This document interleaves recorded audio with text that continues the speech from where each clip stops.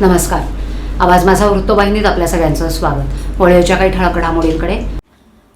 जिल्हाधिकारी कार्यालयाच्या प्रांगणात उपमुख्यमंत्र्यांच्या हस्ते ध्वजारोहण. कर्णबधिर मुलांच्या शस्त्रक्रियेसाठी सहकार्य करणार उपमुख्यमंत्री एकनाथ शिंदे आणि अत्याधुनिक सुविधांद्वारे ठाणे जिल्ह्याचा होणार कायापालट. ठाणे शहरात देशाचा 80वा स्वातंत्र्य दिन विविध देशभक्तीपर उपक्रमांनी उत्साहात साजरा करण्यात आला. ठाणे जिल्हाधिकारी कार्यालयाच्या प्रांगणात आज स्वातंत्र्य दिनानिमित्त महाराष्ट्राचे उपमुख्यमंत्री तथा ठाणे जिल्ह्याचे पालकमंत्री एकनाथ शिंदे यांच्या हस्ते ध्वजारोहण करण्यात आलं. यावेळेला जिल्हाधिकारी डॉक्टर श्रीकृष्ण पांचाळ, पोलीस आयुक्त, ग्रामीण पोलीस आयुक्त तसंच ठाणे जिल्ह्यातील आमदार, खासदार, लोकप्रतिनिधी आणि विविध शासकीय विभागांचे अधिकारी कर्मचारी मोठ्या संख्येनं उपस्थित होते. ध्वजारोहणानंतर उपस्थित मान्यवरांनी राष्ट्रध्वजाला मानवंदना दिली. स्वातंत्र्य दिनाच्या निमित्तानं परिसरात देशभक्तीपर वातावरण निर्माण झालं होतं. उपस्थितांनी स्वातंत्र्य सैनिकांच्या त्यागाचं स्मरण करत देशाच्या प्रगतीसाठी एकजुटीनं योगदान देण्याचा संकल्प केला. यावेळेला प्रशासन, पोलीस दल आणि विविध विभागांच्या वतीनं स्वातंत्र्य दिनाचं आयोजन करण्यात आलं होतं. मोठ्या उत्साहात आणि देशभक्तीच्या वातावरणात हा सोहळा पार पडला.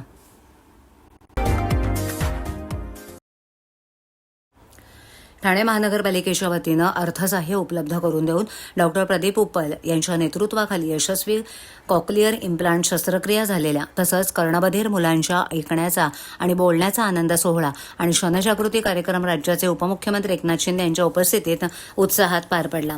जन्मजात कर्णबधिर असलेल्या मुलांची तपासणी करून कॉक्लिअर इम्प्लांट शस्त्रक्रियेसाठी निधीची कमतरता भासू न देता त्यांना सर्वतोपरी सहकार्य केलं जाईल अशी ग्वाही उपमुख्यमंत्री शिंदे यांनी दिली.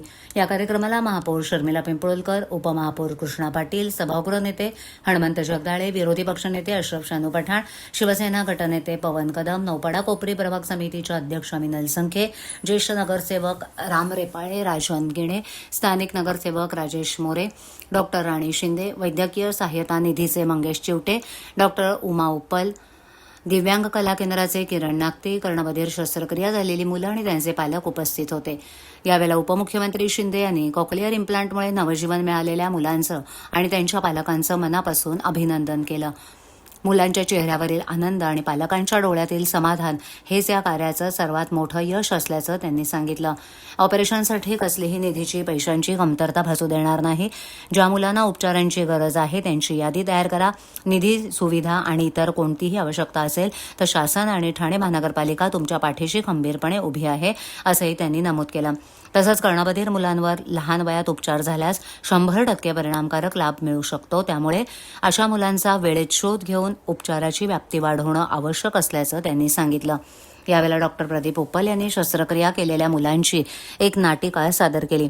या नाटिकेच्या माध्यमातून कर्णबधिर मूल जन्माला आल्यानंतर जेव्हा त्यांच्या पालकांना ही बाब लक्षात येतं तेव्हा त्या कुटुंबाची होणारी घालमेल, शस्त्रक्रियेसाठी मदतीचा हात मिळवताना होणारी दमछाक आणि शासनाच्या माध्यमातून प्राप्त निधीतून यशस्वी शस्त्रक्रियेनंतर सामान्य मुलाप्रमाणे जेव्हा मूल ऐकू, बोलू लागतं तेव्हा त्या कुटुंबाला होणारा आनंद हा गगनात मावेनासा होत असल्याचं पाहताना उपमुख्यमंत्री एकनाथ शिंदे भावूक झाले.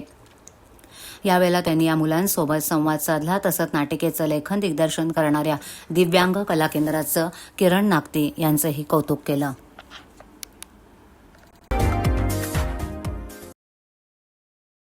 सक्षम शेतकरी, कर्तृत्ववान युवक, सशक्त महिला आणि आनंदी नागरिक हीच आपल्या विकासाची खरी व्याख्या असून शेतकऱ्यांचा सन्मान, कामगारांचा घाम, महिलांचा आत्मविश्वास, युवकांची ऊर्जा आणि आधुनिक तंत्रज्ञानाची ताकद एकत्र आणून आपण महाराष्ट्र आणि भारताला जगातील सर्वोत्कृष्ट राष्ट्र बनवू असा ठाम विश्वास राज्याचे उपमुख्यमंत्री एकनाथ शिंदे यांनी व्यक्त केला. भारतीय स्वातंत्र्याच्या 80व्या स्वातंत्र्य दिनानिमित्त ठाणे जिल्हाधिकारी कार्यालयाच्या आवारात आयोजित मुख्य शासकीय ध्वजारोहण सोहळ्यात ते बोलत होते. या ऐतिहासिक सोहळ्याला खासदार नरेश म्हस्के, आमदार रवींद्र फाटक, आमदार संजय केळकर, आमदार माधवी नाईक, महापौर शर्मिला पिंपळकर, ठाणे महापालिकेचे उपमहापौर, ठाण्याचे जिल्हाधिकारी इत्यादी उपस्थित होते.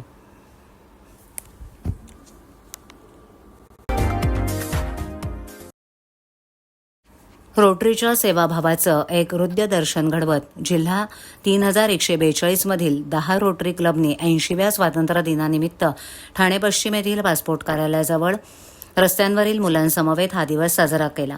क्रिएट लास्टिंग इम्पॅक्ट या संकल्पनेखाली आयोजित या कार्यक्रमाची सुरुवात सकाळी 9:30 वाजता ध्वजारोहण समारंभानं झाली। यावेळेला परिसरातील मुलांचा उत्साहपूर्ण सहभाग आणि देशभक्तीपर वातावरण पाहायला मिळालं। या कार्यक्रमाचं खास आकर्षण म्हणजे डॉक्टर निलेश जयवंत, जिल्हा गव्हर्नर, रोटरी इंटरनॅशनल डिस्ट्रिक्ट यांची प्रमुख पाहुणे म्हणून लाभलेली सन्माननीय उपस्थिती। डॉक्टर जयवंत यांच्या उपस्थितीनं कार्यक्रमाला विशेष महत्त्व प्राप्त झालं। त्यांनी रस्त्यावरील मुलांशी आपुलकीनं संवाद साधत ध्वजारोहणात सहभाग घेतला आणि समाज सेवेप्रती तसंच राष्ट्रीय उत्सव सर्वसमावेशकपणे साजरे करण्याची रोटरीची बांधिलकी अधोरेखित केली। या कार्यक्रमातील एक महत्त्वपूर्ण आणि दूरगामी घोषणा म्हणजे डॉक्टर जयवंत यांनी साठेनगरमधील रस्त्यावरील मुलांसाठी विशेष उपक्रम जाहीर केला, ज्या अंतर्गत या मुलांना कौशल्य विकासासाठी रोटरी सेंटरमध्ये सहभागी होण्याचं आमंत्रण देण्यात आलं। या उपक्रमाचा उद्देश मुलांना व्यावसायिक आणि रोजगारक्षम कौशल्य प्रदान करून त्यांना शाश्वत उपजीविकेचा मार्ग आणि उज्ज्वल भविष्य मिळवून देणं हा आहे। या घोषणेच्या मुले, पालक आणि रोटेरियन्सने मनपूर्वक स्वागत केलं। हा उपक्रम केवळ एक दिवसाच्या उत्सवापलीकडे जाऊन समाजात दीर्घकालीन आणि ठोस परिणाम घडवण्याच्या रोटरीच्या व्यापक दृष्टिकोनाचं प्रतिबिंब आहे।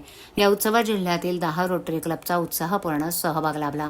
Rotary club of Thane lake city, Rotary club of Thane city, Rotary club of Thane horizon, Rotary club of Thane Amigos, Rotary club of Thane west, Rotary club of Thane creekside, Rotary club of Thane green city, Rotary club of Hiranandani वाहन, Rotary club of Thane downtown आणि Rotary club of Thane Hiranandani legends या सर्व क्लबच्या रोटेरियन्सनी मोठ्या संख्येनं उपस्थित राहून साठेनगरमधील मुलांसाठी हा दिवस संस्मरणीय बनवला।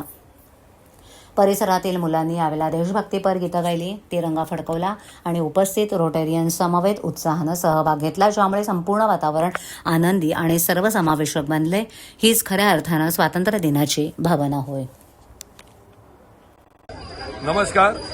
आज भारताचा 80वा स्वातंत्र्य दिन आणि त्या निमित्तानं मी रोटरी इंटरनॅशनल डिस्ट्रिक्ट 3142 चा प्रांतपाल डॉक्टर निलेश जयवंत आपल्या इकडे जमलेल्या म्हणजे ठाण्यामध्ये जमलेल्या आज साठेनगर परिसरातल्या 34 नंबरच्या रोडवर या समस्त बांधवांचं आणि लहान मुलांना मनापासून या स्वातंत्र्य दिनाच्या शुभेच्छा देतोय। सगळे रोटरी क्लब ठाण्याचे आज इकडे आलेले आहेत आणि त्यांचे अध्यक्ष, त्यांचे काही सभासद, त्यांचे अधिकारी इकडे आलेले आहेत। आमच्या डिस्ट्रिक्ट 3142च्या कार्यकारिणीमधून अनुजाताई टिपडीस माझ्याबरोबर आहे, इकडे सरोजिनी कांबळे आणि सगळे अध्यक्ष पण आलेत। मला खूप आनंद वाटतो, कारण स्वातंत्र्य दिनी रोटरीचं कार्य हे लोकांपर्यंत पोहोचण्यासाठी रोटरीचा आवाज लोकांपर्यंत पोहोचायला पाहिजे आणि रोटरी आरोग्य क्षेत्रात, शिक्षणाच्या क्षेत्रात, विविध वेगवेगळ्या क्षेत्रात जिथे जिथे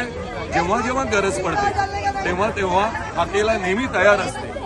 ह्या विचाराला घेऊन आणि सेवाव्रत हेच देशप्रेम हे तत्व मनात ठेवून डिस्ट्रिक्ट 3142च्या वतीनं ठाण्याच्या या ज्या क्लब्सनी इथे येऊन हे आज स्वातंत्र्य दिनाच्या कार्यक्रमाचं आयोजन केलं आहे त्यांना मी मनापासून त्यांचं अभिनंदन करतो।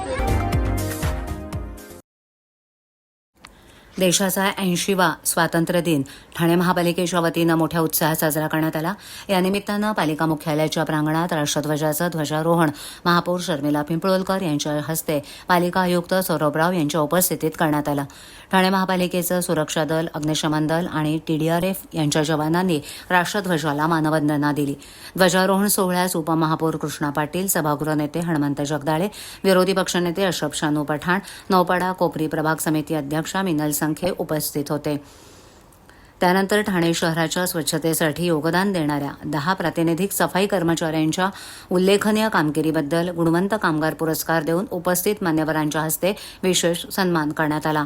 त्यात प्रवीण बनोटे, दीपक कोंडुळे, लागून नाडार, अशोक धोंडीबा पाटील, दीपाली अशोक हाजेकर, शालूबाई गोविंद धोत्रे, अनिल तुळशीराम कदम, सुनीता दुधाम यांना सन्मान करण्यात आला। याप्रसंगी उपायुक्त मधुकर बोडके, आरोग्य अधिकारी डॉक्टर राणी शिंदे उपस्थित होते। याप्रसंगी महापौर शर्मिला पिंपळोलकर आणि आयुक्त सौरभराव यांनी नागरिकांना स्वातंत्र्य दिनाच्या शुभेच्छा दिल्या। ठाणे स्वच्छ ठेवण्यासाठी मेहनत घेणाऱ्या सफाई कर्मचाऱ्यांचा सत्कार करताना बदलत्या ठाण्यातील त्यांच्या कामगिरीचा गौरव करण्याचा उद्देश असल्याचंही आयुक्तांनी नमूद केलं. ध्वजारोहणानंतर पालिका भवन येथील कैलासवासी नरेंद्र बल्लाळ सभागृहात राष्ट्रपुरुषांच्या प्रतिमांना तसंच महनीय व्यक्तींच्या शहरात विविध ठिकाणी असलेल्या पुतळ्यांना पुष्पहार अर्पण करून अभिवादन करण्यात आलं.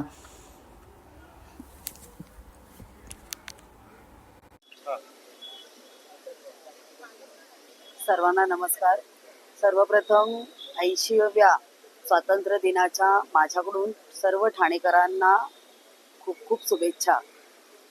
हा स्वातंत्र्य दिन आपल्याला सर्वांना प्रेरणादायी आहेच, पण सर्वांनी मला वाटतं ठाणेकरांनी पूर्ण महाराष्ट्राने हा संकल्प करूया की ज्या स्वातंत्र्यवीरांनी या भारत देशासाठी जे बलिदान दिलं आहे त्याचप्रमाणे आपणही थोडंफार ह्या महाराष्ट्रासाठी देणं देतो आणि त्याचप्रमाणे या देशासाठी जे काही करता येईल ते आपण करूया असा संकल्प मी आज इथे बोलू इच्छिते.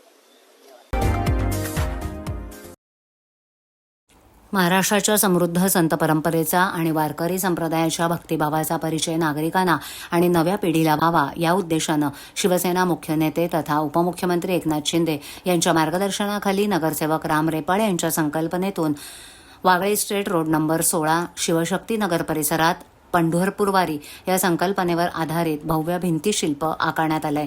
या भिंतीशिल्पाचं उद्घाटन आमदार रवींद्र फाटक यांच्या हस्ते करण्यात आलं. या भिंतीशिल्पामध्ये महाराष्ट्रातील संत परंपरेचं दर्शन घडवणाऱ्या विविध संतांच्या शिल्पांसह भगवान विठ्ठल आणि माता रुक्मिणी यांच्या आकर्षक शिल्पांचा समावेश करण्यात आलाय. पंढरपूर वारीची भक्तिमय परंपरा, संतांचा विचार आणि विठ्ठल भक्ती यांचं सुंदर दर्शन या भिंतीशिल्पातून घडतंय.